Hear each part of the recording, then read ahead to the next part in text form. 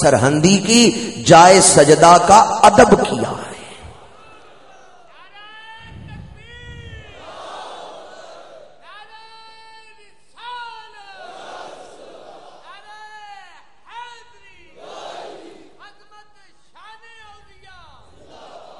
جس کپڑے پہ ہمارے شیخ سجدہ کریں، اگر اس کپڑے کا کوئی ادب کرے تو اسے ایک رات میں 12 دفعہ زیارت ہو جائے۔ تو جن کے سجدوں کی برکت سے کپڑے کو نسبت ملی اور وہ شان مل گئی، خود ان کی اپنی کیفیت حضوری کتنی بلند ہو۔ اس لیے میں نے کہا کہ حضور سیدنا مجدد الفسانی صرف مجدد نہیں ہے، بلکہ یہ لفظ آپ سارے جانتے ہیں، مجدد الفسانی۔ اور آپ خود لکھتے ہیں، فرماتے ہیں جو فرق 1 صدی میں اور 1000 سالوں میں ہے، وہی فرق مجدد اور مجدد الفسانی میں ہے۔ جو فرق 1 صدی میں اور 1000 سال میں جو فرق ہے، کتنے سالوں کا؟ 900 سالوں کا فرق ہے۔ فرمایا یہی فرق صدی کے مجدد میں اور 1000 سال کے مجدد میں ہے۔ اپنی قسمت پہ ناز کریں، اللہ نے آپ کو کیسی نسبت عطا فرمائی ہے۔ حضرت سیدنا مجدد الفسانی فرماتے ہیں، مجھے عالم کشف میں یہ بشارت دی گئی، غالباً مبدأ و معاد میں ہے۔ آپ فرماتے ہیں مجھے عالم کشف میں یہ بشارت دی گئی، قیامت تک جو بھی تیرے سلسلے میں داخل ہوگا ہم نے اسے بخش دیا ہے۔ قیامت تک جو بھی بالواسطہ یا براہ راست جو بھی تیرے سلسلے میں داخل ہوگا ہم نے اسے بخشش عطا فرما دی ہے۔ اور حضرت سیدنا مجدد الفسانی فرماتے ہیں مجھے قیامت تک آنے والے اپنے مریدین کے چہرے بھی دکھا دیے گئے ہیں۔ اس لیے میں نے کہا حضرت سیدنا مجدد الفسانی کی روحانی عظمت اور مقام کو سمجھنا مجھ جیسے طالب علم کے بس کی بات نہیں۔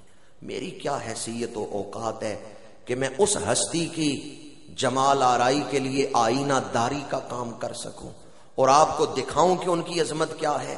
میں تو ایک طالب علم کی حیثیت سے اپنی بخشش کا سامان کر رہا ہوں جو آپ کی خدمت میں ارمغان عقیدت پیش کر رہا ہوں۔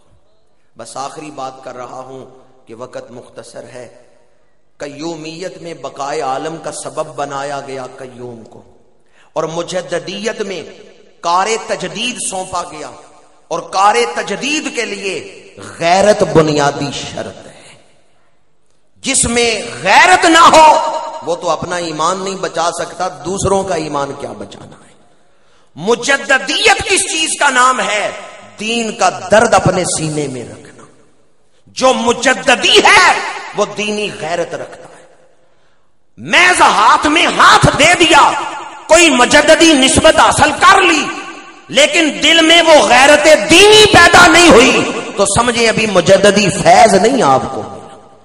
حضور کی حدیث مبارک ہے لا ایمان لمن لا غیرت لہ، جس میں غیرت نہیں ہے اس کا تو ایمان ہی نہیں۔ حضرت سعد بن عبادہ نے غیرت والا جملہ بولا تو حضور نے فرمایا انہ لغیور وانا اغیر منہ واللہ اغیر منی، فرمایا میرا غلام سعد بن عبادہ بڑا غیرت مند ہے اور میں اس سے زیادہ غیرت مند ہوں، میرا رب مجھ سے بھی زیادہ غیرت والا ہے۔ انہ لغیور انا اغیر منہ واللہ اغیر منی۔ بس اب دل تھام کے بتائیں دور حاضر میں ہماری غیرت پر کتنی بڑی چوٹ پڑی ہے، دور حاضر میں ہماری غیرت کا کتنا بڑا امتحان ہے جس میں اس وقت میں اور آپ کھڑے ہیں۔ اسلام کی 1400 سالہ تاریخ میں حضور کی اتنی بڑی گستاخی نہیں کی گئی جتنی گستاخی ستمبر 2012 میں کی گئی ہے۔ سام بسائل نامی ملعون نے جو فلم بنائی ہے انوسنس آف مسلمز، یہ اتنی بڑی گستاخی ہے، ایک طالب علم کی حیثیت سے کہہ رہا ہوں اسلام کی 1400 سالہ تاریخ میں اتنی بڑی گستاخی نہیں کی گئی۔ اور 2.25 مہینے ہو گئے، آپ نے ناموس رسالت کے لیے کیا کیا ہے؟ ذرا اپنے مقام عشق کو تو دیکھیں کہ آپ کے عشق رسول نے ان 2.25 مہینوں میں آپ سے کیا کروایا ہے۔ کتنا درود شریف آپ نے پڑھے، کتنی بار آپ نے دعا کی ہے کہ یا اللہ عالم اسلام کو قوت عطا کر، یا آپ کی غیرت نے کتنی راتیں آپ کو نیند سے اٹھا کے مصلی پہ بٹھایا ہے، یا کتنا تڑپے ہیں آپ حضور کی عزت کے لیے. اگر کوئی ایک رات بھی عزت رسول کے لیے آپ تڑپے نہیں ہیں تو پھر خود فیصلہ کر لیں کہ آپ کا عشق رسول کس سطح کا ہے، کس مقام پر آپ کا عشق رسول ہے. ہمارے حکمرانوں نے تو ہمیں بزدل بنا دیا، تھپکی دی. پاکستان کی سلامتی کے کچھ تقاضے ہیں. میں کہتا ہوں پاکستان کی سلامتی کے تقاضے ہیں تو کیا ایمان کی سلامتی کے کوئی تقاضے نہیں؟ ایمان کی سلامتی کے بھی کوئی تقاضے ہیں یا نہیں؟ امام الانبیاء کی بے ادبی اور گستاخی کی جائے اور ہم آنکھیں بند کر لیں، گونگوں بہروں ڈوروں کی طرح زندگی گزاریں جیسے ہوا ہی کچھ نہیں، جیسے کچھ نہیں ہوا ایسے زندگی گزاریں، تو مجھے بتائیں یہ غیرت کی زندگی ہے؟ یہ مجددیت نہیں ہے. مجددیت تو غیرت دینی کا نام ہے. اور اپنی گفتگو کو سمیٹتے ہوئے آپ سے پوچھنا چاہتا ہوں، کیا خیال ہے آپ کا؟ حکمرانوں کی طرح ہمیں بھی موضوع بدل دینے چاہیے اور چپ کر جانا چاہیے، یا ہمیں اپنا فرض ادا کرنا چاہیے؟ 10 اکتوبر نوائے وقت لاہور اٹھا کے دیکھیں، اس میں ایک مضمون چھپا ہے، ایک امریکی صحافی کے مضمون کے چند اقتباسات ہیں. اس میں وہ لکھتا ہے کہ ہمیں جتنی توقع تھی نا کہ مسلمان احتجاج کریں گے، اتنا احتجاج نہیں ہوا. 10 اکتوبر نوائے وقت لاہور اٹھا کے دیکھیں، اس میں ایک مضمون ہے جس میں امریکی صحافی کے مضمون کے چند اقتباسات ہیں. کہتا ہے جتنی توقع تھی کہ مسلمان احتجاج کریں گے اتنا احتجاج نہیں ہوا. حالانکہ بڑا احتجاج، بعض لوگوں کے نزدیک بڑا احتجاج ہوئے، لیکن وہ امریکی صحافی کہتا ہے لوگوں کو پتہ ہی نہیں ہم نے کتنی بڑی بے ادبی ان کی کی، امام الانبیاء کی کتنی بڑی گستاخی ہوئی ہے.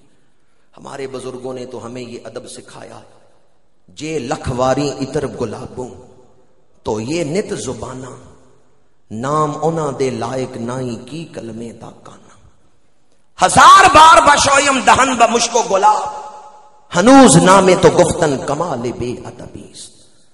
حضور کی ذات اتنی پاک ہے، اگر 1000 دفعہ اترے گلاب سے اپنے منہ کو دھو لیں حضور کا نام لینے کے قابل نہیں. اتنی پاک ذات، اتنی پاک ہستی کہ ان کا نام پاک ہے. آج امریکہ میں ایک خنزیر کھانے والا شخص، خنزیر کا گوشت کھانے والا، شراب پینے والا، بدکار اداکار حضور کی فرضی شکل بنا کے اس فلم میں دکھایا گیا. مسلمانوں شرم آتی ہے ہمیں اپنے جینے پر کہ ہم جی رہے ہیں. شرم آتی ہے اپنے اس جینے پر کہ یورپ و امریکہ میں وہ فلم چل رہی ہے اور 57 اسلامی ملک رکوا نہیں سکے. ایک امریکی صحافی نے لکھا ہے یہ 57 چھوڑ کے 157 ہو جائیں کچھ نہیں کر سکتے.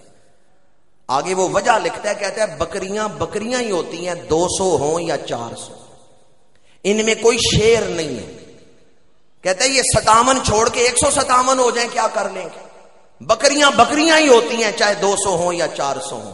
میں نے کہا شاید تو نے علم الدین کا ذکر نہیں سنا، شاید تو نے غازی عامر چیمہ کا ذکر نہیں سنا. اگر سنا ہوتا تو تجھے پتا ہوتا یہ بکریاں نہیں ہیں، یہ شیر ہے جو اپنی جان ہتھیلی پہ رکھ کے دیار غیر میں بھی صحابیوں کو واصل جہنم کرتے رہے. بس اب آپ ایک دفعہ اس طرح جواب دیں پتا چلے بکریاں ہیں یا شیر ہیں. غلامی رسول میں موت بھی، غلامی رسول میں موت بھی. ایک حدیث سن لیں اگر دل کرے تو پھر بولیں ورنہ بے شک خاموش رہے. ابو جال مٹھی میں کنکریاں لے کے حضور کے سامنے کھڑا ہے اور کہتے ہیں اگر آپ اللہ کے نبی ہیں تو بتائیں میں نے اپنے ہاتھ میں کیا چیز چھپا رکھی. حضور نے فرمایا میں بتاؤں تیرے ہاتھ میں کیا ہے، یا جو چیز تیرے ہاتھ میں ہے وہ بول کے بتائے کہ میں کون ہوں. میں اس چیز کا ذکر کروں یا وہ چیز میرا ذکر کرے. یہ کہنے کی دیر تھی کہ کنکریاں حضور کا کلمہ پڑھنے لگ گئی. جس طرح شہد کی مکھیاں بن بناتے ہوئے اڑتی ہیں، ان کے اڑتے ہوئے بن بنانے کی آواز آتی ہے، اس طرح ابو جال کی مٹھی سے کنکریوں کی آواز آنے لگی. اس نے مٹھی کھول دی. اے کنکریوں، اے سنگ ریزو، اے پتھر کے ٹکڑوں، تم تو انسانوں کی طرح نہیں بولا کرتے، آج کیوں بول رہے ہو؟ وہ پتھر کے ٹکڑے جواب دیتے ہیں دشمن رسول ہمارے آقا کی عزت کو للکارے پھر ہم خاموش نہیں رہ سکتے. اگر کوئی دشمن رسول ہمارے آقا کی عزت کو چیلنج کرے تو پتھر خاموش نہیں رہتے. یہ مجددی کیسے خاموش رہ سکتے ہیں؟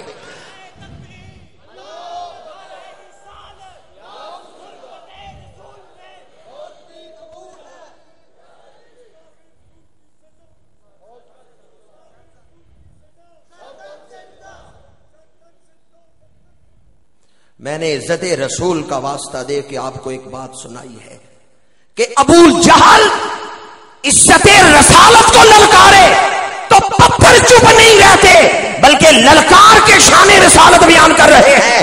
اگر عزت رسول کا معاملہ ہو تو پتھر چپ نہیں رہتے. یہ سنی کیسے خاموش رہ سکتے؟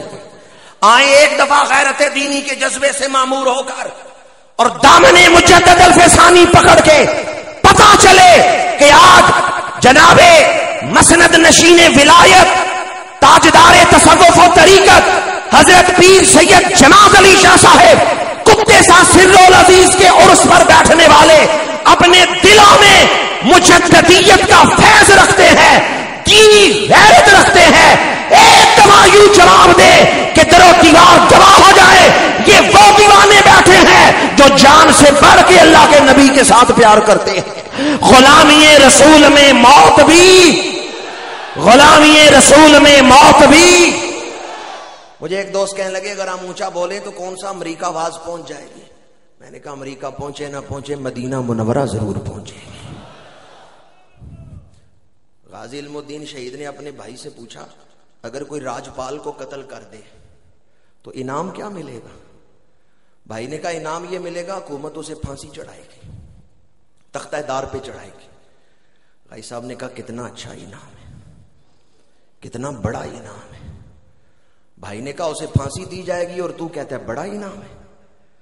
کہا بھائی یہ تو سوچو جب وہ عاشق پھانسی کے پھندے میں جھول رہا ہوگا حضور تو فرمائیں گے نا میرے لیے اس نے دکھ برداشت کیا ہے. نہیں سمجھے آپ میں نے کیا کہا ہے؟ حضور فرما دے میرے لیے اس نے دکھ برداشت کیا ہے، کتنا بڑا انعام ہے.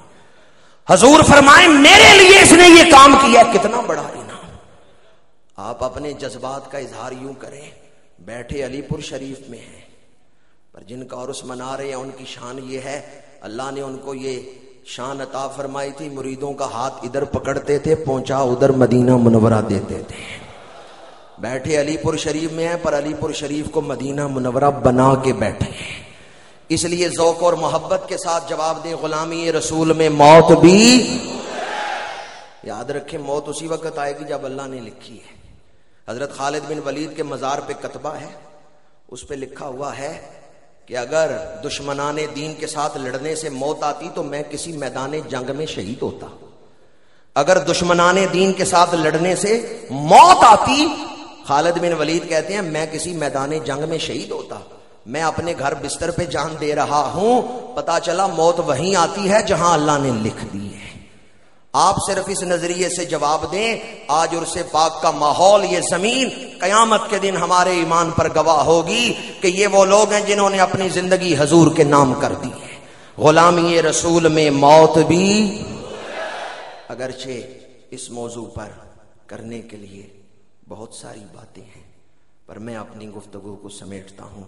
عرس پاک کی محفل ہے، میرے بعد اور کئی بزرگوں نے آنا ہے، وہ بھی اپنے گوہرہائے تابدار سے اپنے افکار کے موتیوں سے آپ کے دامن بھریں گے. اس لیے میں انہی الفاظ پہ گفتگو سمیٹوں گا. کم از کم دو چیزوں کو اپنا معمول بنا لیں. ایک تو ہر نماز کے بعد دعا کریں اللہ تعالی ہمیں اپنی ذمہ داریاں ادا کرنے کی توفیق دے. اس دور میں اللہ ہمیں اپنے فرائض اپنی ذمہ داریاں ادا کرنے کی توفیق دے. اللہ ہمیں شعور بخشے. ہمارا میڈیا بک چکا ہے، $70,000 لے کر قوم کو ملالہ پہ لگا دیے. نیٹ پہ یہ بات موجود ہے. میڈیا نے $70,000، 7 ٹی وی چینلز نے $70,000 لیے، ایک ٹی وی نے $10,000 لیے اور قوم کو ملالہ کرنے پہ لگا دیے. جس قوم میں حکمران بکے ہوئے ہوں، میڈیا بکا ہوا ہو، اس قوم میں ایمان بچانے کی فکر ہو تو انہی آستانوں پہ آؤ۔ یہاں سے ہی خوشا مسجد و مدرسہ و خانقاہ ہے کہ دروے بود کی لو کالے محمد۔ دعا کریں اللہ ہمیں یہودیوں اور عیسائیوں کی غلامی سے نجات دے۔ ایک تو دعائیہ مہم چلائیں، اور دوسری گزارش یہ کروں گا درود شریف کو اپنا وظیفہ بنائیں۔ کوئی گستاخی کرتا ہے حضور کی تو آپ کا دل دکھتا ہے، اور کوئی درود پڑھتا ہے تو آپ کا دل خوش ہو جاتا ہے۔ وہ گستاخی کر رہے ہیں، آپ حضور پہ درود و سلام پڑھیں۔ حضور ہمارے درود کے محتاج نہیں ہیں، یا ہم اپنی ذمہ داریاں ادا کریں گے تو حضور کی عزت بچے گی، حاشا وکلا ایسی بات نہیں ہے۔ اللہ خود محافظ ہے حضور کی عزتوں کا، صرف امتحان ہمارا ہے کہ ہماری سوچ کیا ہے، ہماری فکر کیا ہے، ہمارا عشق ہمیں کتنا تڑپاتا ہے یا ہم کیا کرتے ہیں۔ ورنہ اللہ نے ایک جھلکی دکھا دی ہے امریکہ کو، تھوڑی سی جھلکی اللہ نے امریکہ کو دکھا دی ہے۔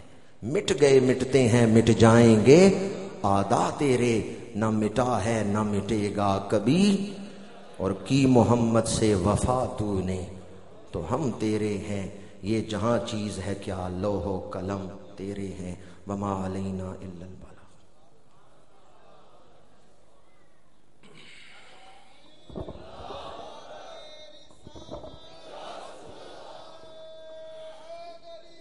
ماشاءاللہ، انتہائی فصیح و بلیغ گفتگو آپ سماعت فرما رہے تھے۔ حضرت اقبال شیخ مجدد کے مزار پہ جاتے ہیں اور مراقبہ کرتے ہیں، اور آواز آتی ہے کہ اقبال تیری خدمات دین حضور کو پسند آ گئی، اور اقبال کہتا ہے کہ حاضر ہوا میں شیخ مجدد کی لحد پر، وہ خاک کے ہے زیر فلک مطلع انوار، وہ ہند میں سرمایہ ملت کا نگہبان، اللہ نے کیا ہر وقت جس کو خبردار۔ حضرت مجدد الفسانی قدس سرہ النورانی کا مقام مجددیت و قومیت قیومیت کے عنوان پر گفتگو فرما رہے تھے۔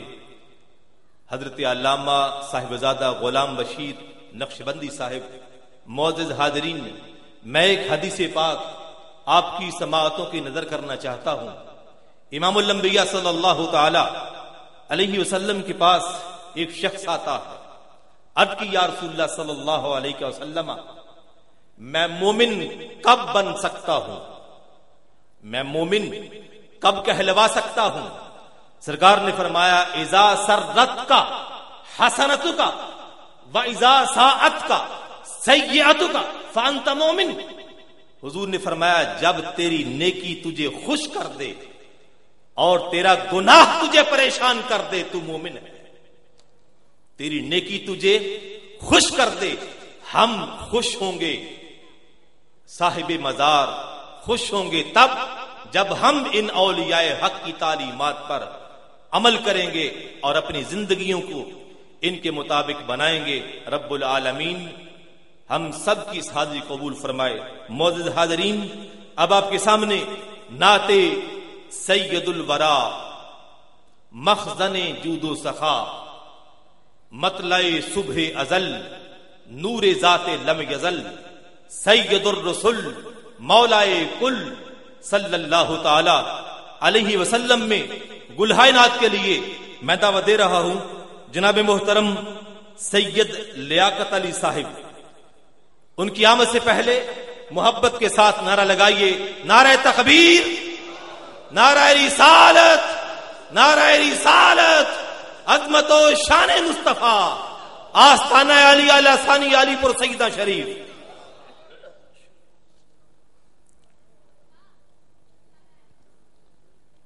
اعوذ باللہ من الشیطان الرجیم، بسم اللہ الرحمن الرحیم۔ محبوب کی محفل کو محبوب ہی سجاتے ہیں، آتے ہیں وہی جن کو سرکار بلاتے ہیں۔ آقا کی ثناخوانی دراصل عبادت ہے، ہم نعت کی صورت میں قرآن سناتے ہیں، اور عشق سرکار کی ایک شمع جلال و دل میں بعد مرنے کے لاحت میں بھی اجالا ہوگا۔ آئیے محبت کے ساتھ اپنے کریم آقا علیہ الصلوۃ والسلام کی بارگاہ میں درود پاک کا نذرانہ پیش کرتے ہیں. تمام حضرات محبت کے ساتھ درود پاک پڑھیے. صلی اللہ علیہ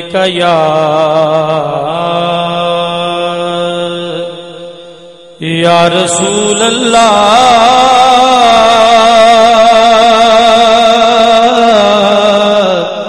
پڑھیے. وسلم علیکہ یا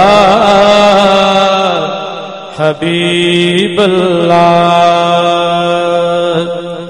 عجیب فیض ہے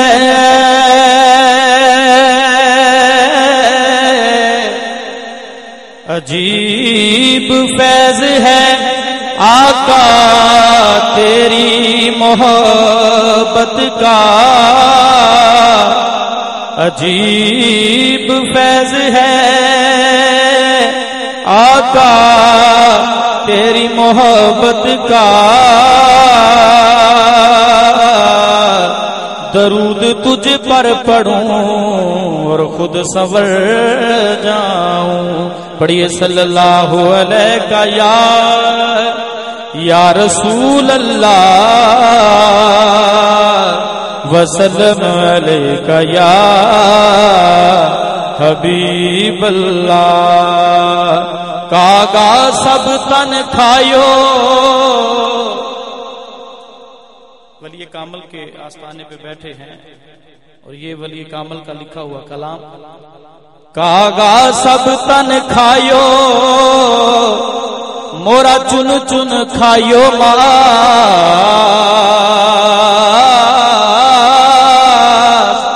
کاغا سب تن کھایو مورا چن چن کھایو ماس. بس دو نینا بس دو نینا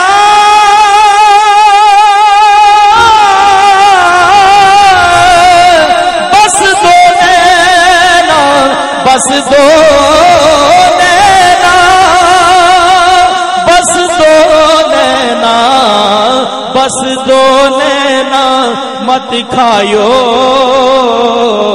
موہے پیا ملن کی آس. بس دو نینا بس دو نینا بس دو نینا مت کھایو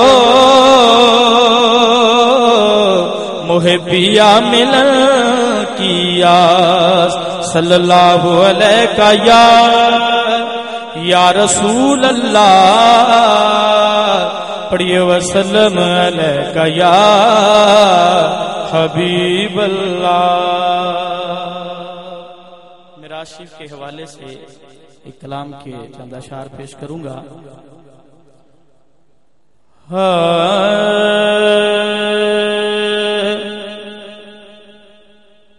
قدسی کھڑے ہیں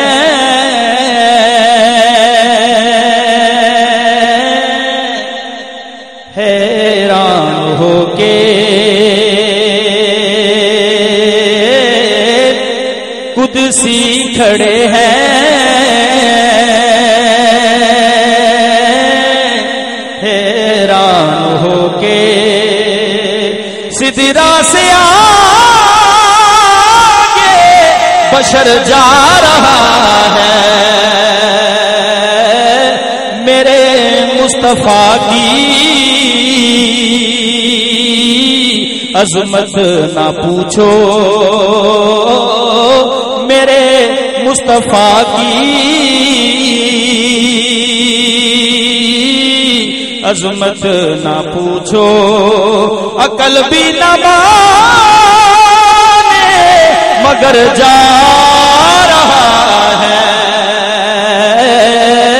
میرے مصطفیٰ کی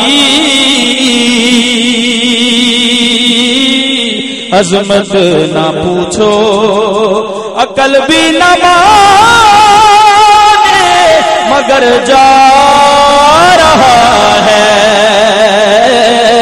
میرے مصطفیٰ کی عظمت نہ پوچھو. جاتا ہے دیکھو وہ بے خطر کیسے،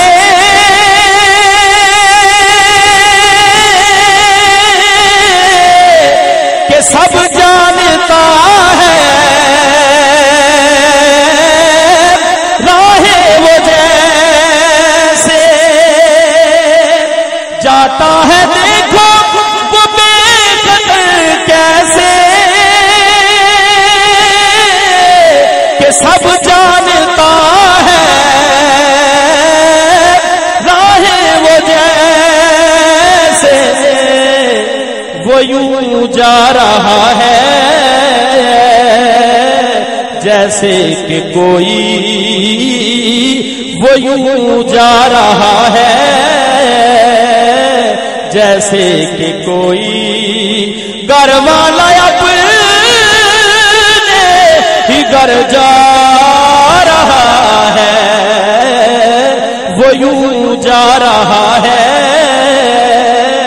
جیسے کہ کوئی گھر والا اپنے ہی گھر جا رہا ہے۔ میرے مصطفیٰ کی عظمت نہ پوچھو، اقصا میں جتنے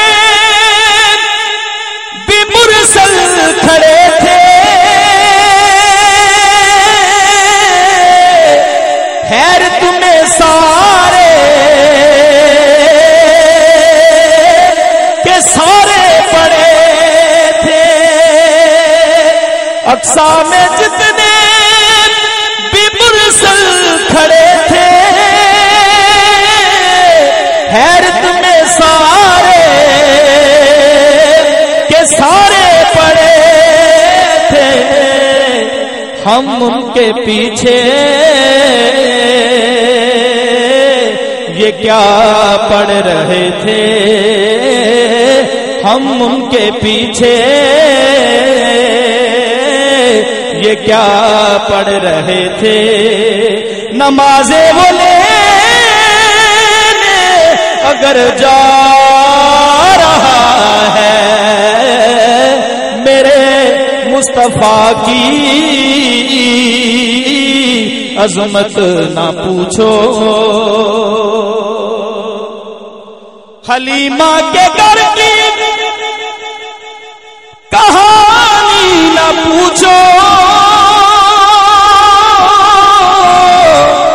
وہ بچپن تھا ان کی جوانی نہ پوچھو، حلیمہ کے گھر کی کہانی نہ پوچھو، وہ بچپن تھا ان کی جوانی نہ پوچھو، ابھی مصطفیٰ نے اٹھائی ہے انگلی، ابھی مصطفیٰ نے اٹھائی ہے انگلی، کمر سے یہ پوچھو کدھر جا رہا ہے، ابھی مصطفیٰ نے اٹھائی ہے انگلی، ابھی مصطفیٰ نے اٹھائی ہے انگلی، کمر سے یہ پوچھو کدھر جا رہا ہے، میرے مصطفیٰ کی عظمت نہ پوچھو۔ میں ایک دو اشعار پیش کرنے کے بعد اجازت چاہوں گا کیونکہ میرا وقت جو قریب ہے، انشاءاللہ ایک دو اشعار پیش کر اجازت۔ کوئی ہم پایا نہ ثانی تیرا کونین میں ہے، کوئی ہم پایا ثانی تیرا کونین میں ہے، تجھ سا بے سایہ نظر آیا نہ دارین میں ہے، تجھ سا بے سایہ نظر آیا نہ دارین میں ہے، کوئی ہم پایا نہ عین ملتا ہے جو رب سے، کوئی عرب بنتا ہے،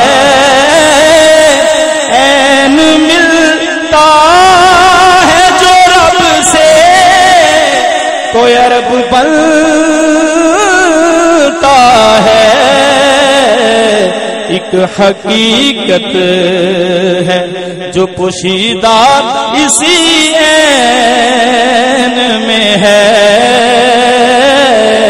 ایک حقیقت ہے جو پوشیدہ اسی عین میں ہے، کوئی ہم پایا۔ اور آخری شعر قبر میں آ کے چلے جائیں گے کچھ پوچھے بغیر، قبر میں آ کے چلے جائیں گے کچھ پوچھے بغیر، پاسداری تیری نسبت کی نکیرین میں ہے، پاسداری تیری نسبت کی نکیرین میں ہے، کوئی ہم پایا ثانی تیرا کو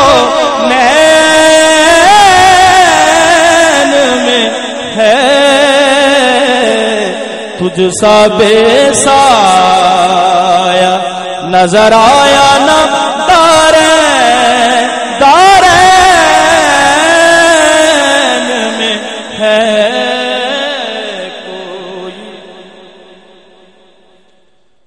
جزاک اللہ، ماشاء اللہ۔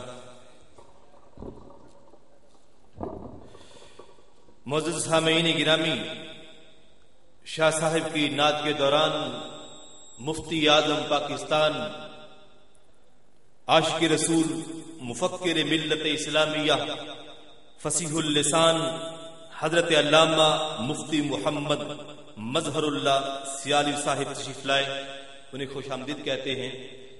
حضرت علامہ غلام بشیر نقشبندی صاحب فرما رہے تھے کہ علی پور والے چاہیں تو مدینہ دکھا دیتے ہیں۔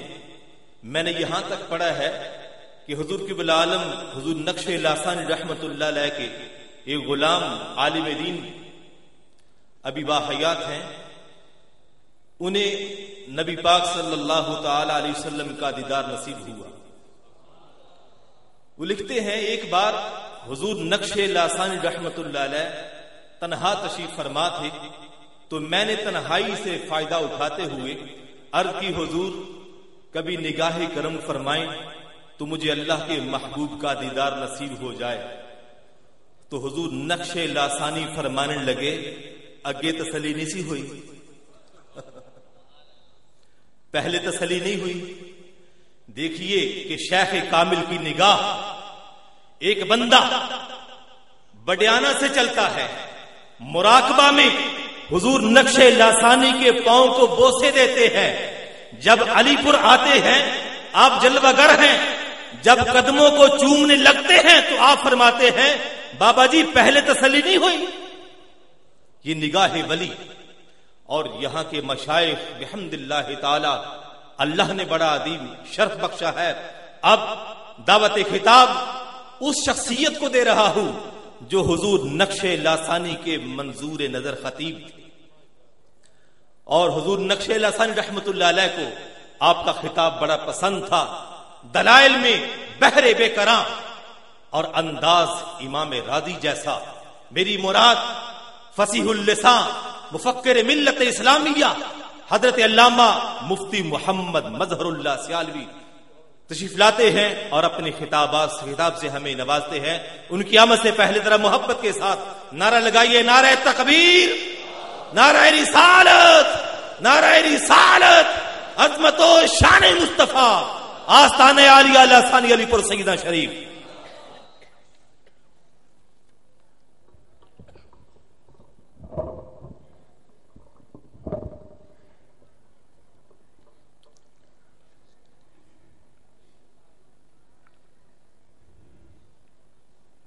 بسم اللہ الرحمن الرحیم. الحمد للہ رب العالمین والصلاة والسلام علی سید الانبیاء والمرسلین اکرم الاولین والآخرین شفیعنا وکریمنا ورؤوفنا ورحیمنا محبوبنا ومحبوب رب العالمین وعلى آلہ الطیبین الطاہرین واصحابہ الہادین المہدیین. اما بعد فاعوذ باللہ من الشیطان الرجیم. بسم اللہ الرحمن الرحیم. والذین آمنوا واتبعتهم ذریتهم بإیمان الحقنا بهم ذریتهم. وعن عقبة بن عامر رضی اللہ تعالی عنہ قال خرج رسول اللہ صلی اللہ علیہ وسلم غداة فصلى على أهل أحد صلاته على الميت ثم انصرف إلى المنبر فقال أنا فرط لكم وأنا شهيد عليكم وإني لأنظر إلى حوض الآن ألا وإني أوتيت بمفاتيح خزائن الأرض. صدق اللہ العظیم وصدق رسولہ النبی الکریم. ان اللہ وملائکتہ یصلون علی النبی یا ایہا الذین آمنوا صلوا علیہ وسلموا تسلیما. اونچی آواز سے پڑھیں درود و سلام.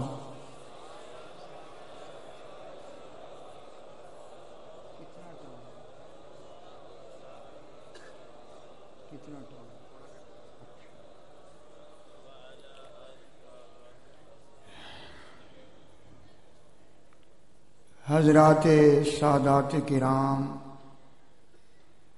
مشائخ عظام، برادران طریقت، غلامان آستانہ عالیہ علی پور شریف، کثیر علماء کی تعداد یہاں موجود ہے. کچھ علماء پہلے خطاب فرما چکے ہیں اور تسلی رکھیں میرے بعد بھی علماء کا سلسلہ جاری رہے گا. اپنے اپنے انداز سے ان علماء نے صوفیانہ مدللانہ خطاب کیے. میں مشکل موضوع نہیں لینا چاہتا، یوں سمجھ لیں کہ میں ایک درس کی صورت میں کچھ باتیں آپ تک پہنچانا چاہتا ہوں. سب سے پہلی بات کہ ایک صحابی رسول نے عرض کی کہ یا رسول اللہ ای الناس خیر، کہ لوگوں میں سب سے بہتر کون ہے؟ تو حضور نے فرمایا من طال عمرہ وحسن عملہ، سب سے بہتر وہ ہے جسے اللہ تعالیٰ نے لمبی زندگی دی اور اس نے سید عالم کی غلامی کا لباس پہنا. یہ صورت اور سیرت اور ایمان اور عمل صالح پہ جامع حدیث ہے. پھر اسی صحابی نے دوسرا سوال کیا کہ ای العمل خیر یا رسول اللہ، کہ اعمال کی بڑی قسمیں ہیں، اعمال میں عبادات بھی ہیں، معاملات بھی ہیں، اخلاقیات بھی ہیں، تو بڑی قسمیں ہیں، بڑی شاخیں ہیں اعمال کی. تو پوچھا کہ اعمال میں سب سے بہتر کیا ہے؟ تو سرکار نے فرمایا کہ تجھے اللہ تعالی کے ذکر میں اتنی لذت نصیب ہو کہ جب ملک الموت تیری روح قبض کر رہا ہو تو اس وقت بھی لسانوں کا رتبم بذکر اللہ ہے، تیری زبان اللہ کے ذکر میں تر ہو، اسے روح کے نکلنے کا درد نہ ہو رہا.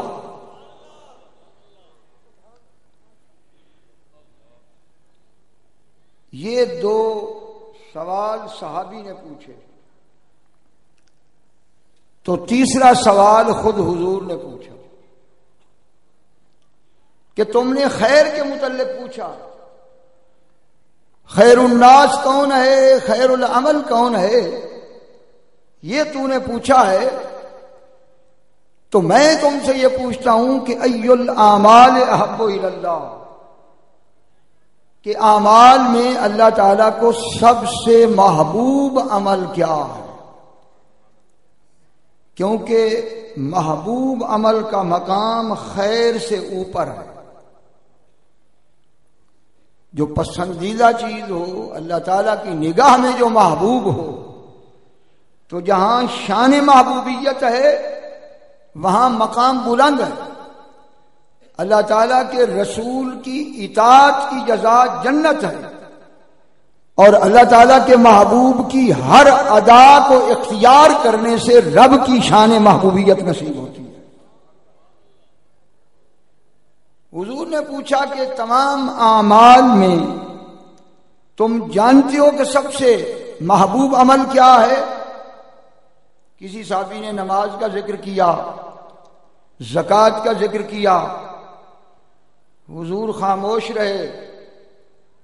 ایک صحابی آخر میں اٹھا، اس نے کہا حضور سب سے افضل جہاد ہے کہ انسان اپنی جان ہتھیلی پہ رکھ کر میدان میں آتا ہے. تو اس سے بڑھ کر کیا ہوگا کہ انسان جان کا نذرانہ پیش کر دے. سرکار نے فرمایا کہ یہ ٹھیک ہیں، اعمال اپنے مقام پر ہیں، لیکن مجھ سے سنو، میں تمہیں بتاتا ہوں کہ تمہارے جتنے اعمال ہیں، زکوٰۃ، حج، صدقات، اخلاقیات، عبادات، ان تمام اعمال میں سب سے زیادہ اللہ کو محبوب اللہ کے بندوں کے ساتھ محبت کرنا ہے. ان احب الاعمال الی اللہ الحب فی اللہ والبغض فی اللہ. اور یہ جو عرس مقدس کی محفلیں ہیں، ہمارے بزرگان دین کے عرس ہیں، یہ تمام علامات ہیں کہ ہمیں ان سے محبت ہے. اور میں ایک بات آپ سے عرض کر دوں کہ عمل سارے اکٹھے کر لو تو کبھی دل پاک نہیں ہو سکتا. لیکن ایک گارنٹی میں ضرور دیتا ہوں کہ بد عمل سے بد عمل بھی اگر ولی اللہ کی قبر کی زیارت کرتا رہے گا تو رب اس کو پاک کر کے رکھ دے گا.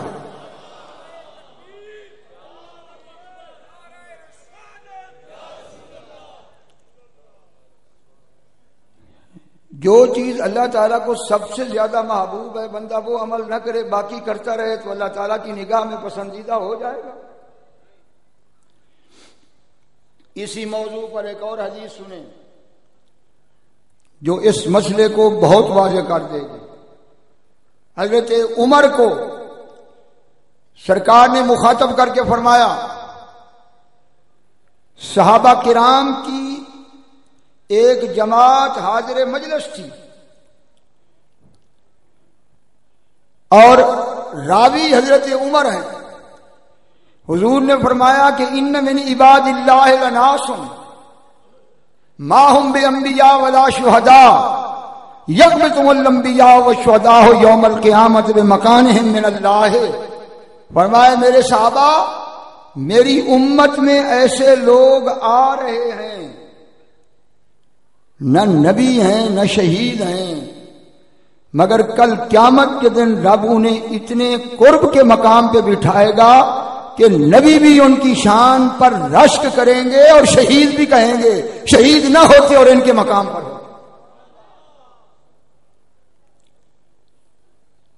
اور پھر سرکار نے فرمایا واللہ ان وجوہہم لنور وانہم علی منابر من نور، قسم اٹھا کر کہا، قسم وہاں اٹھائی جاتی ہے جہاں خطرہ ہو کہ شک کرنے والے شک کریں گے۔ یہ قسم کا اصول ہے، ہماری اصول کی کتابوں میں لکھا ہوا ہے، جو لوگ جانتے ہیں نور الانوار کو پڑھ کے دیکھ لیں، اس نے قسم پر یہی بات کی ہے کہ قسم اٹھائی وہاں جاتی ہے جہاں شک ہو۔ تو حضور نے فرمایا کہ خدا کی قسم ان کی نشانی میں تمہیں بتا رہا ہوں کہ ان وجوہہم لنور، جب تم ان کے چہروں کو دیکھو گے تو وہ نور سے چمک رہے ہوں گے۔ اسی دنیا میں پہچان کر لو کہ کن کے چہروں کے اوپر نور ہے، یہ انہی کے چہروں کے اوپر نور آتا ہے جن کا ہاتھ کسی کامل پیر کے ہاتھ میں دیا جاتا ہے۔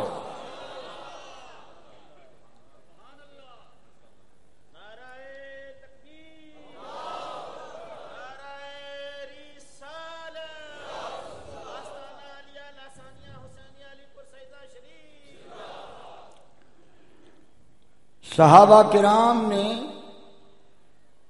انتہائی اشتیاق میں عرض کی، شوق میں کہا کہ اخبر لنا یا رسول اللہ من ہم لعلنا نحبہم، کہ حضور کرم فرمائیں ہمیں بتائیں یہ کون لوگ ہیں، ہم ان سے محبت کریں۔ یہ میں حدیث کی بات کر رہا ہوں، اتنا وقت نہیں ہے میرے پاس کہ میں کہیں اور نکل سکوں۔ عرض کی حضور وہ لوگ ان کی صفت ذکر کریں، خبر دیں وہ کون ہیں۔ حضور نے فرمایا ہم قوم تحابوا فی اللہ بغیر مال ولا اکتساب بینہم، یہ وہ لوگ ہیں کہ جن کا کوئی خونی رشتہ نہیں ہے، کوئی مالی شراکت نہیں ہے، کوئی دنیاوی شراکت نہیں ہے، بلکہ یہ وہ لوگ ہیں جو تحابون فی اللہ، اللہ تعالیٰ کی خاطر ایک دوسرے سے محبت کرتے ہیں۔ چورے شریف کا اور یہاں علی پور شریف کا کون سا خونی رشتہ تھا کہ سید جماعت علی شاہ اپنی جان سے زیادہ اپنے پیر کو محبوب سمجھتے تھے؟ یہ وہ محبت ہے جس کا حضور نے ذکر کیا، اور فرمایا اس محبت کا مقام یہ ہے کہ نبی بھی قیامت کے دن ان پر رشک کریں گے، شہید بھی رشک کریں گے۔ اس لیے آپ خطاب تو بہت سنیں گے، آپ کو سیرت کے لیے بھی کہا جائے گا، نماز کے لیے بھی کہا جائے گا، یہ حق ہے علماء کا کہ آپ کو حضور کی شریعت کی باتیں بتائیں۔ لیکن میں تمہیداً ایک بات عرض کر دوں کہ ان اعمال کا اپنا مقام، لیکن پیر کامل کی زیارت کے لیے سفر کرنے کا مقام، اس کے متعلق میں نے حدیثیں پڑھی ہیں۔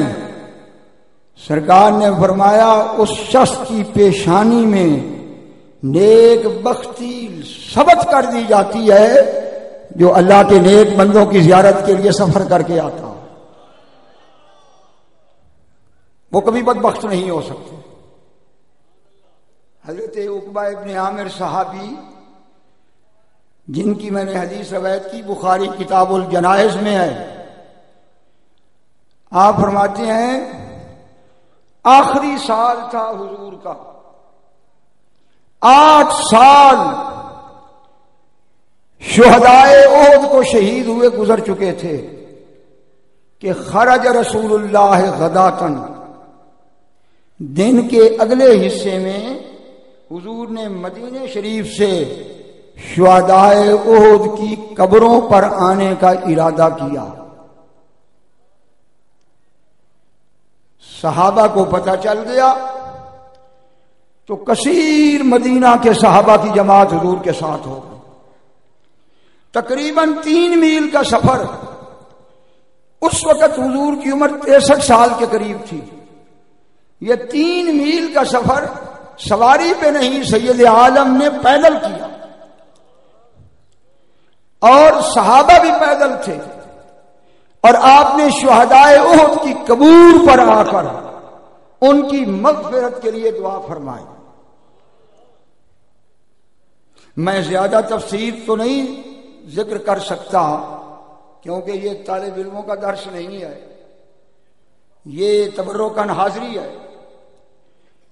لیکن میں ایک بات ضرور پوچھتا ہوں، کیا حضور مسجد نبوی میں ہاتھ اٹھا کر ان کی دعائے مغفرت نہیں فرما سکتے تھے؟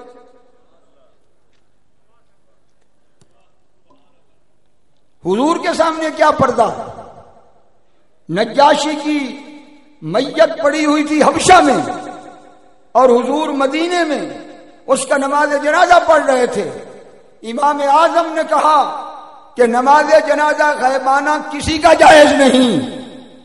جب یہ کہا گیا کہ حضور بھی تو پڑھ رہے تھے نجاشی کا، امام اعظم نے کہا حضور کی نگاہ حبشہ کیا، اگر حبشہ سے آگے بھی ہو تو نگاہ مصطفیٰ میں سامنے. یہ حضور کی شان ہے. تو کیا سرکار وہاں دعا نہیں فرما سکتے تھے؟ ایک دن حضور نے ام المومنین کو دعا دی کہ اللہم اغفر لعائشہ ذنبہا کلہا اولہا و آخرہا سرہا و علانیتہا ظاہرہا و باطنہا صغیرہا و کبیرہا، کہ اللہ اس کے اگلے پچھلے ظاہری باطنی چھوٹے بڑے تمام گناہ معاف کر دے.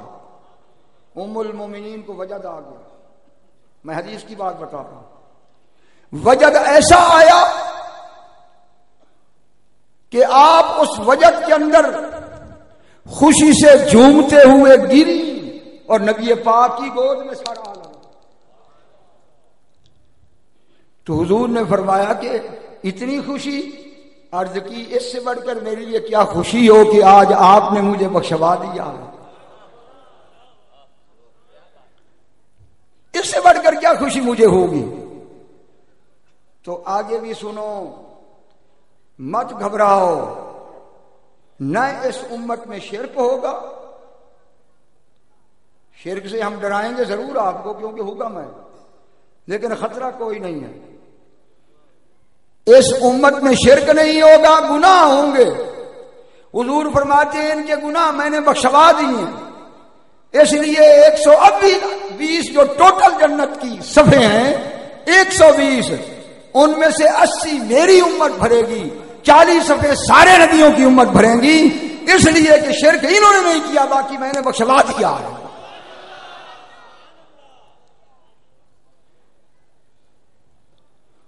حضور نے فرمایا ہے عائشہ مجھے ڈر لگتا ہے مائی صاحبہ کا نام لیتے ہوئے، کیونکہ میرے پیر کہتے تھے کہ ان پاک مائیوں کے نام نہ لیا کرو، بے ادبی ہوتی ہے.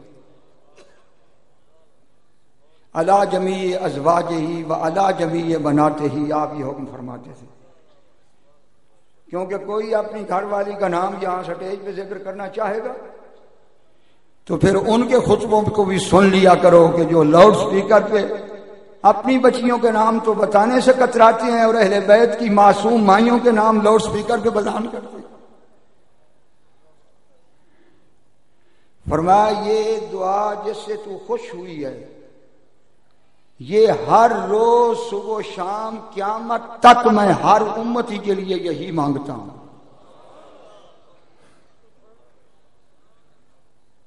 میں ہر امتی کے لیے مانگتا ہوں. تو جب ہر امتی کے لیے مانگ رہے ہیں تو مجھے اتنا سمجھا دو چل کر قبر پر آنے میں پھر کیا حکمت تھی.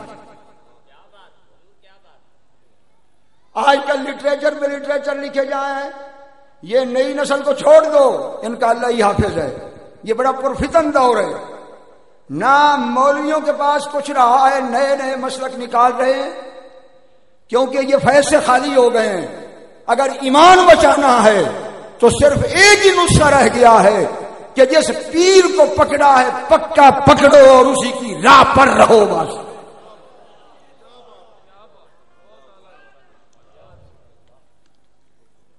میں یہ پوچھتا ہوں، وہ سید الانبیاء کی ذات ہے، وہ چل کر تشریف لا رہی ہے، اور کوئی یہ کہتا ہے کہ قبروں پہ جانا شرک ہے، تو یہ فتویٰ کس پر تم لگا رہے ہو؟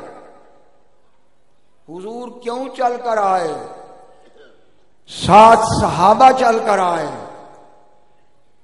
تاکہ قیامت تک میری امت کے لیے یہ سنت ہو جائے کہ اللہ کے مقبولوں کی قبروں کی زیارت کے لیے چل کر جانا اور دعا کرنا یہ سنت مصطفیٰ بھی ہے، سنت صحابہ بھی ہے۔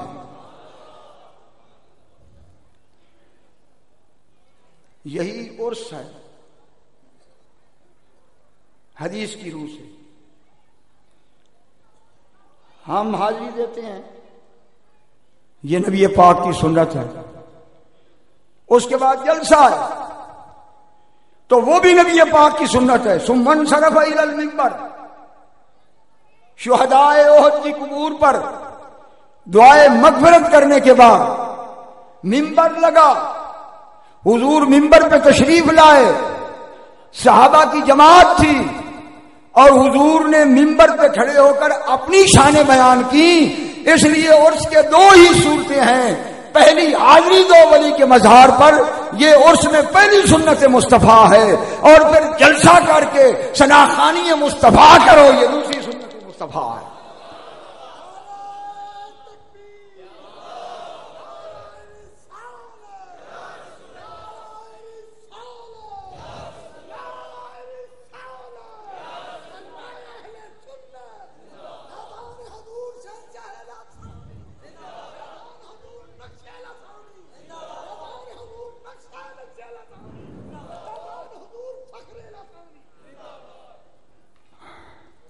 لوگ بڑے بڑے مقالے لکھ رہے ہیں مگر اندر سے کھوکھلے ہیں، میں حقیقت بتا رہا ہوں۔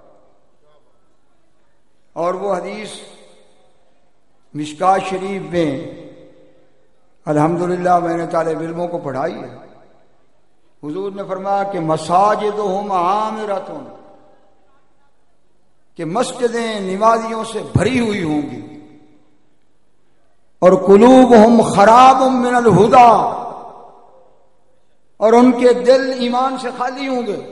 مسجدیں بھری ہوئی ہوں گی اور دل برباد اور ویران ہوں گے، اور علماءہم شریر تحت عدیم السماء،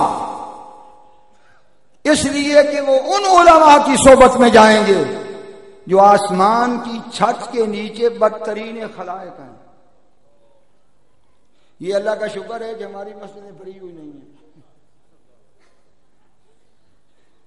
ورنہ انہوں نے کہنا تھا تمہاری بھی تو بھری ہوئی ہیں۔ ہماری اس لیے بھرتی نہیں کہ یہ نشانی پکی انہی کی رہے۔